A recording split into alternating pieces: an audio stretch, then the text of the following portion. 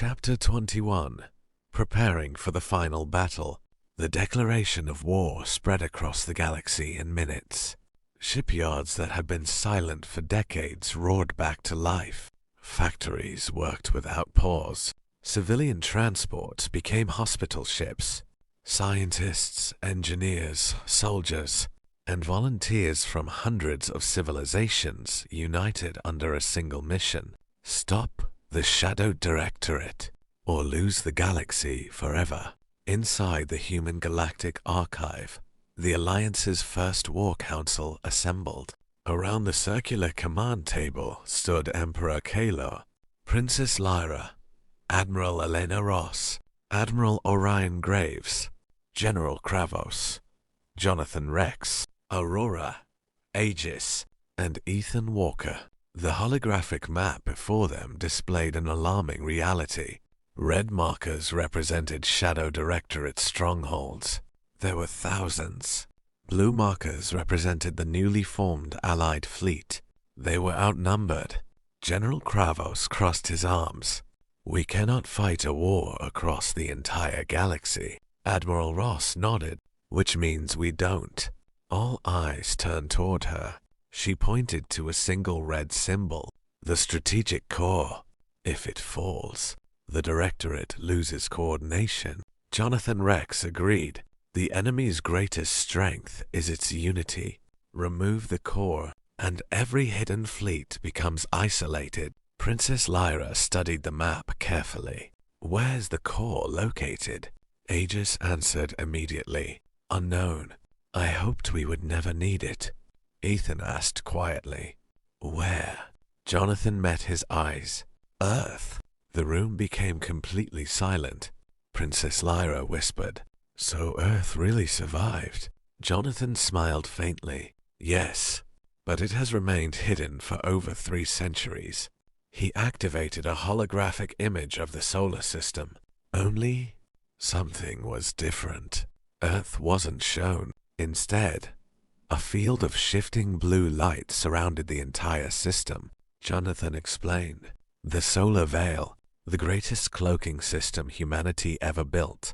It concealed our home from every known sensor. He looked at Ethan. The last function of the Omega key. Ethan slowly removed the small metallic tag from around his neck. For 3 centuries, I thought this was only an identification badge. Jonathan smiled. It was, and a promise. Suddenly, warning alarms interrupted the meeting.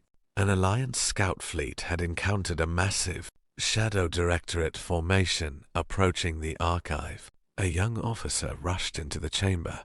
"Sir, enemy advance force detected." The tactical display updated.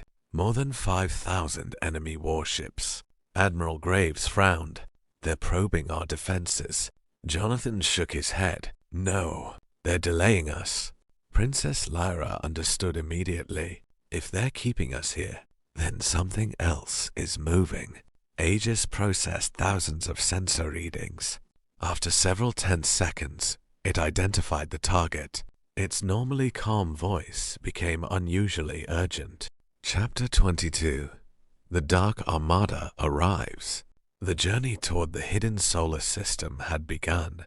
At maximum hyperspace speed, Ethan's task force crossed sectors that no modern civilization had visited in centuries. Every minute mattered. Behind them, the Allied fleet prepared for a battle unlike any in galactic history. Inside the human Galactic Archive, Admiral Elena Ross stood on the command bridge of the flagship Horizon. The tactical display continued to update. Enemy signatures multiplied by the second.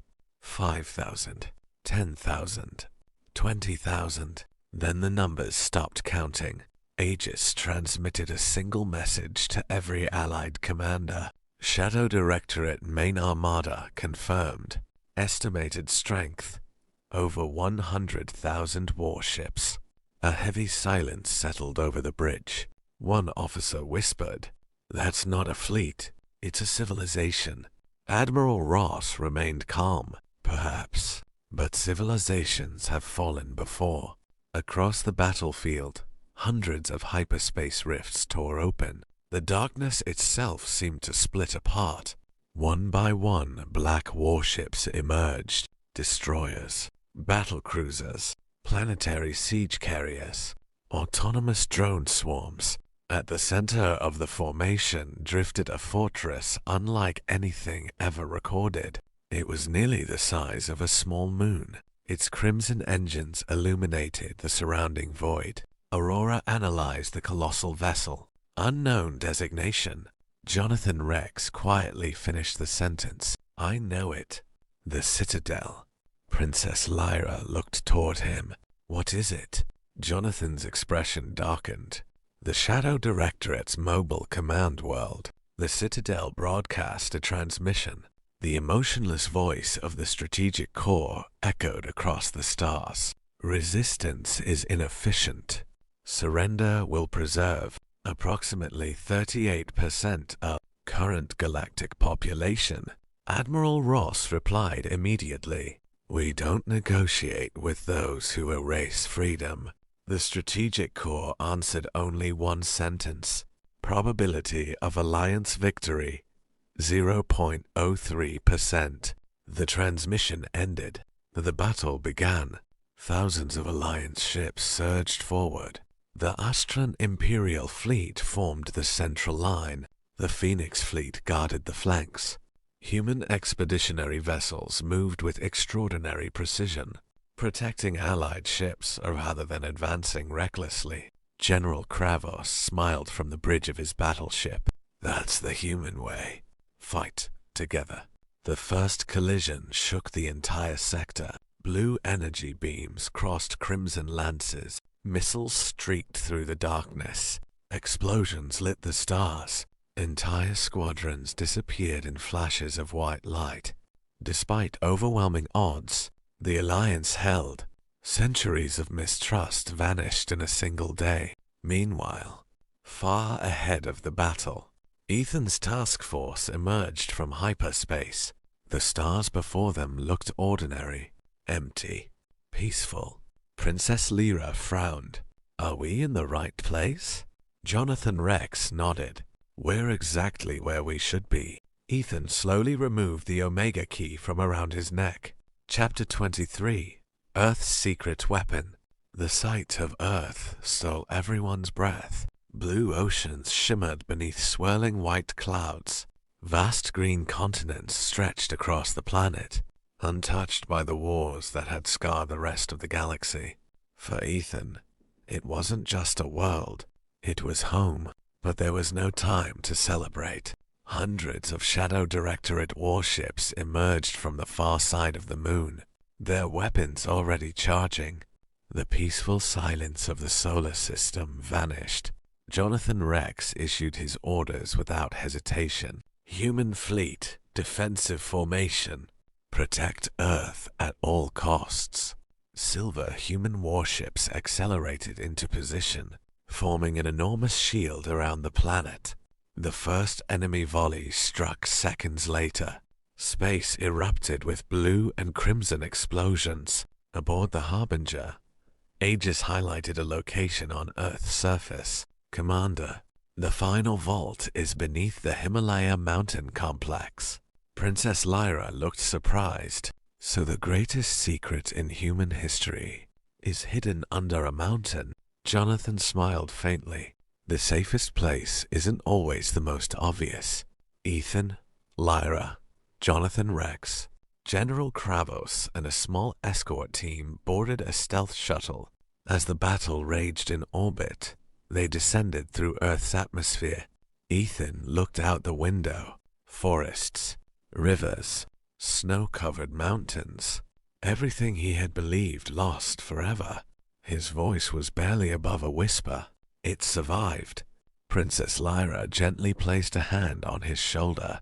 And because of you, it still has a chance. The shuttle landed inside a narrow valley hidden between towering peaks. There were no cities, no armies, only an ancient stone monument. At its center stood a weathered plaque. Ethan brushed away centuries of dust. The inscription read, "For those who protect tomorrow." He smiled. My grandfather used to say those words. Jonathan looked at him. He helped build this place. Ethan's eyes widened. I never knew. The Omega key fit perfectly into a small slot beneath the monument. The ground trembled. Massive stone doors slid apart. A hidden elevator slowly rose from beneath the mountain. Everyone stepped aboard. The descent lasted several minutes. Finally, the doors opened. The chamber beyond was unlike anything they expected. There were no giant cannons, no planet-destroying weapons, no armies waiting in stasis. Instead, there was a vast library. Millions of glowing crystal archives lined endless shelves. Children's artwork, music, books, scientific discoveries, medical knowledge, works of art from hundreds of civilizations. This, Darnastros Lentes, is the secret weapon. Jonathan Rex nodded. Yes. General Kravos frowned. I don't understand. Jonathan walked to the center of the chamber. When Project Dawn began, he smiled gently, but humanity made a different choice. He raised one crystal archive. This is every cure we ever discovered. Another crystal. Every scientific breakthrough. Chapter 24. The Battle Across the Stars. The first blast from the Citadel shook Earth's orbit. Ancient defense satellites exploded one after another, lighting the darkness above the blue planet. Across every communication channel, emergency warnings echoed. Time was running out. Deep beneath the Himalayas, Ethan secured the Genesis archive inside a protective case. He looked around the ancient vault. This knowledge survived 3 centuries. It won't be lost today. Jonathan Rex nodded. Then we hold the line. Princess Lyra fastened her combat armor.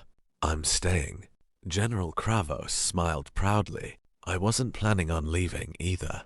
Aegis interrupted. Commander, the Alliance fleet requests immediate authorization. Ethan looked toward the holographic display. Thousands of Allied ships waited for one order. He took a deep breath. Open every channel. His image appeared across the galaxy. Human, Astran, Halion, Varen, every captain, every soldier, every civilian shelter, all watched in silence. Ethan spoke calmly. 300 years ago, humanity disappeared because we wanted the galaxy to survive. He looked directly into the camera. Today, we stand together, not because we're the same, but because every civilization deserves the freedom to choose its own future. He smiled. We do not fight for victory. We fight for tomorrow. The transmission ended. Across the Allied fleet, morale surged. Captains repeated the final words over open channels. We fight for tomorrow. Admiral Eleanor Ross raised her hand. All fleets, advance. The stars came alive. The human expeditionary fleet accelerated first. The Phoenix fleet followed close behind. The Astran Imperial fleet formed a protective spearhead. Behind them came hundreds of allied squadrons from worlds that had once distrusted one another. Now they fought as one. The Shadow Directorate answered with overwhelming force. The Citadel unleashed swarms of autonomous attack drones. Entire sectors disappeared beneath waves of enemy fighters. General Kravos led the central assault. Maintain formation. No ship fights alone. His battleship absorbed multiple enemy strikes, while shielding smaller allied vessels. Princess Lyra commanded evacuation ships, carrying wounded soldiers away from the front line, even under constant attack. Rescue always came before revenge. Jonathan Rex smiled quietly. They've learned.